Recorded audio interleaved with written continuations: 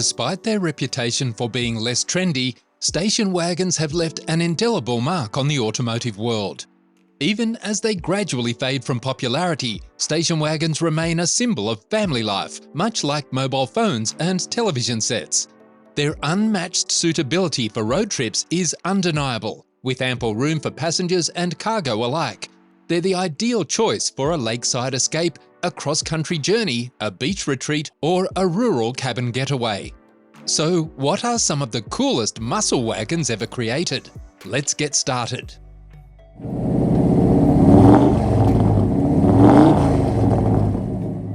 Popularly, a two-door wagon is known as a shooting brake, but Chevrolet's marketers chose the simpler, more adventurous name Nomad for their version.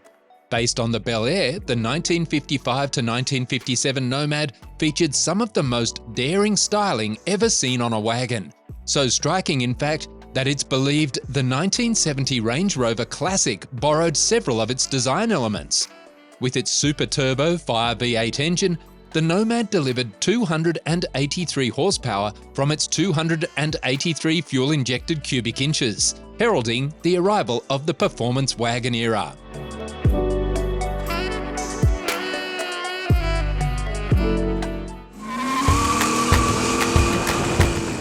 Next, we have one of the best body-style vehicles, the Pontiac Bonneville Safari. Ranking as the fourth best-selling car platform in history, the Bonneville captivated buyers with its stunning looks and spacious interior, excelling in form and function.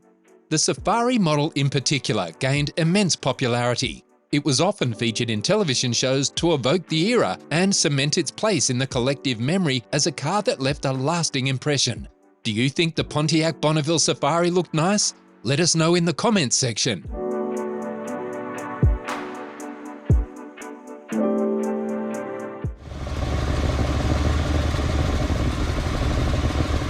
The Ford Country Squire, introduced in 1979, is another iconic station wagon that, despite not being the most powerful or fastest, gained considerable popularity. Its body-on-frame design became legendary and was adopted by nearly every police force in the United States. However, the car's major drawback was its choice of large engines, being powered by 5-litre and 5.8-litre V8s. This station wagon was one of the last to be downsized in the late 70s to improve fuel economy. Nonetheless, its distinctive design ensured that it stood out from the crowd.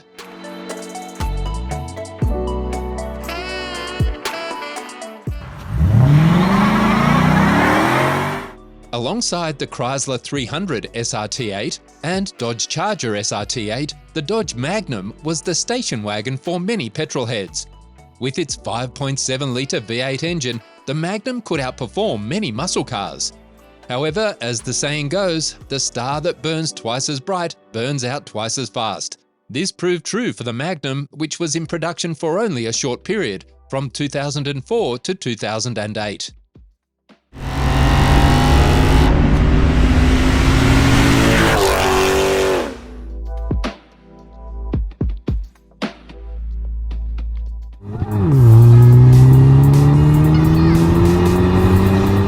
Despite its odd appearance and less than stellar build quality, the HHR offered respectable power with its 2.2-litre and 2.4-litre four-cylinder engines, delivering 155 horsepower and 172 horsepower respectively.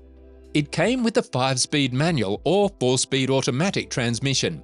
In 2008, Chevrolet introduced a charming addition to the lineup, the HHR SS. This sportier variant was equipped with a 2-litre turbocharged engine, producing an impressive 260 horsepower and 260 pound-foot of torque. Although its design leaned more towards an SUV than a traditional station wagon, the HHR SS's performance capabilities were enough to silence critics.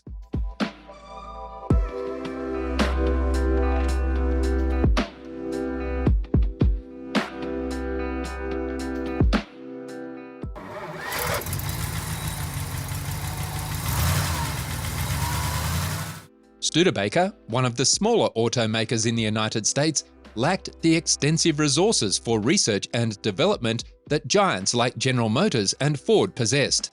This limitation compelled them to innovate quirky features to distinguish their vehicles and compete with the big three. The Studebaker Wagonaire was equipped with GM-sourced V8 engines, providing ample power for family outings and city drives.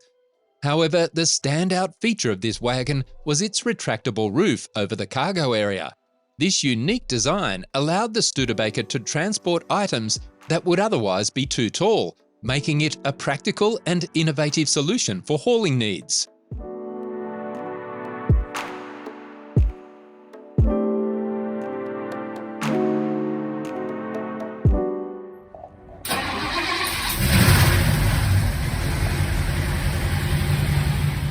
The Ford Country Squire, launched in 1979, was among the inaugural models built on the esteemed Ford Panther platform. This platform was known for its durable body-on-frame construction, which made it a favourite for law enforcement agencies across the United States.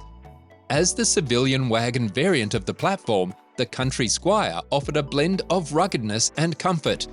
It came with 5-litre and 5.8-litre V8 engine options, providing substantial power despite the large engine sizes.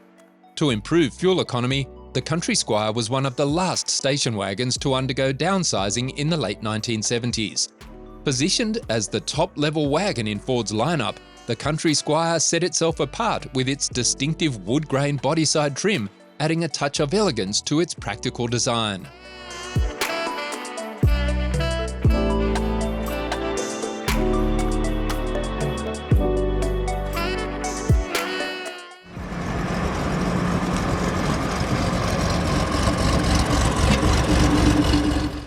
The Chevrolet Lakewood, a 4-door wagon variant of the Chevrolet Corvair, was powered by an 80-horsepower rear-mounted 4-cylinder engine, like the layout of the original Volkswagen Beetle.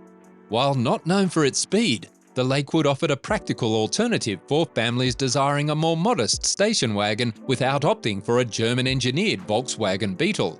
The Lakewood remained a budget-friendly family vehicle until its association with the Corvair line was tarnished by Ralph Nader's critique in his book Unsafe at Any Speed.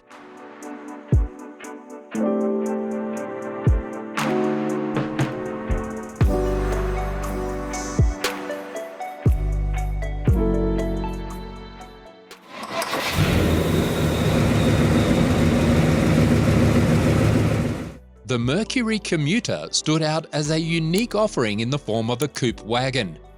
It was among the first Mercury vehicles to embrace a flatter, more streamlined design, moving away from the bubbly aesthetics of the 1950s.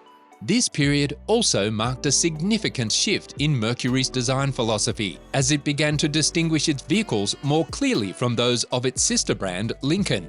Despite utilising a Lincoln-developed V8 engine, the Commuter was positioned as a more affordable option, yet still equipped with many of the comfort features expected by its passengers. The coupe variant of the Commuter was produced for just a few model years before being succeeded by a 4-door version, reflecting the evolving preferences of the market.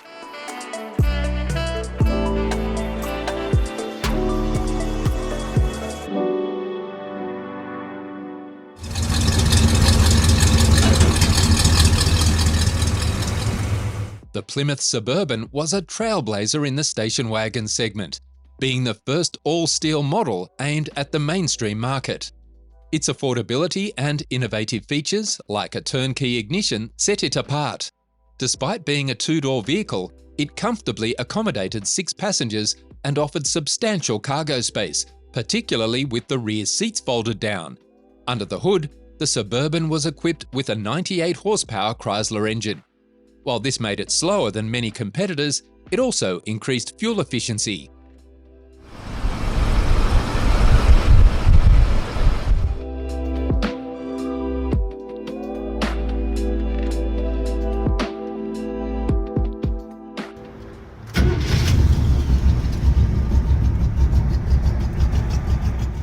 In the aftermath of the 1940s conflict, Willys found itself in financial distress. Despite their significant contribution to the war effort by manufacturing a large portion of the Jeeps used, transitioning to civilian car production proved challenging.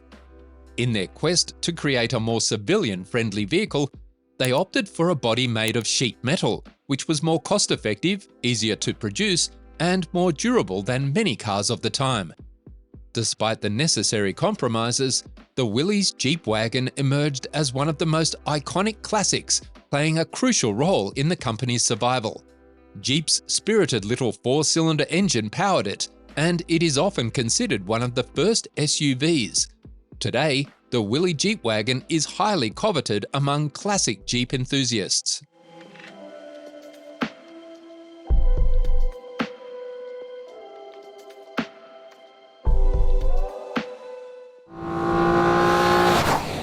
The Ford Flex was a unique full-size vehicle that blurred the lines between an SUV and a wagon, produced from 2009 to 2019. In an era dominated by curvy cars and large SUVs, the Flex stood out as the automotive world's black sheep with its low, sleek, yet boxy design. It offered a stylish family vehicle that many didn't realize they needed, with 3 rows of seating accommodating up to 8 passengers in certain configurations. Ford further enhanced the Flex appeal by equipping it with their powerful EcoBoost V6 engine, combining style with speed. This engine delivered up to 365 horsepower and enabled the Flex to tow up to 4,500 pounds. Despite its lackluster sales, the Ford Flex attracted a dedicated following of discerning buyers who appreciated its unique blend of form and function, allowing it to remain in production for a decade.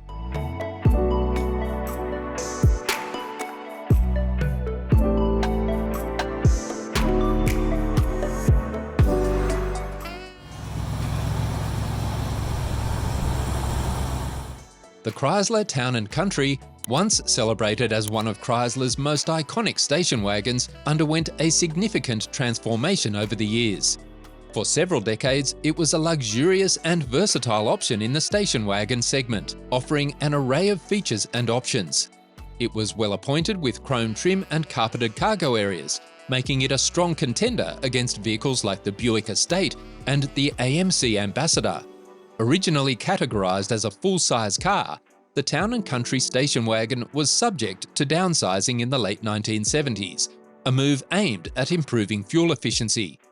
This shift reflected broader changes in the automotive landscape, as manufacturers and consumers alike began prioritizing fuel economy.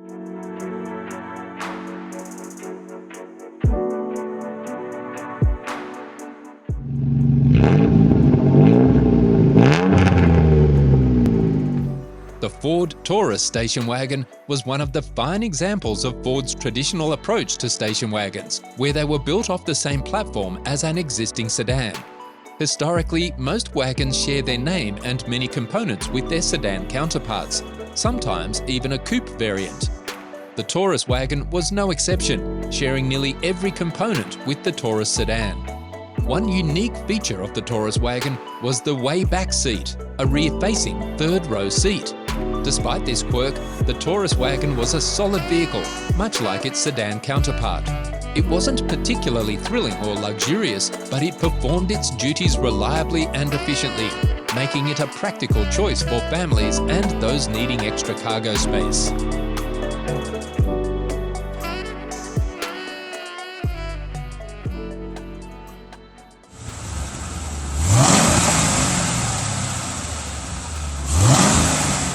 For any true automotive enthusiast, the Cadillac CTS-V wagon is the discontinued American vehicle that most would love to see make a comeback.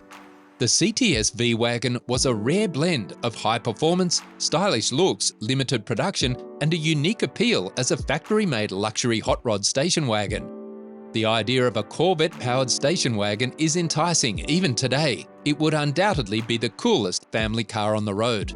Produced for only 4 years, from 2011 to 2014, the CTS-V wagon was a gem in the automotive world. Adding to its exclusivity, models equipped with manual transmissions are particularly scarce, with only 515 units ever built. A formidable supercharged 6.2-litre V8 engine powered the wagon, paired with a 6-speed manual or 6-speed automatic transmission, delivering an impressive 556 horsepower. It was indeed a serious wagon, combining luxury and performance in a way few others have. Which of these wagons do you believe was the coolest? And which one did you get a chance to drive or ride in? Please let us know in the comments section. Remember to catch more videos from the channel at the end of this video. Adios!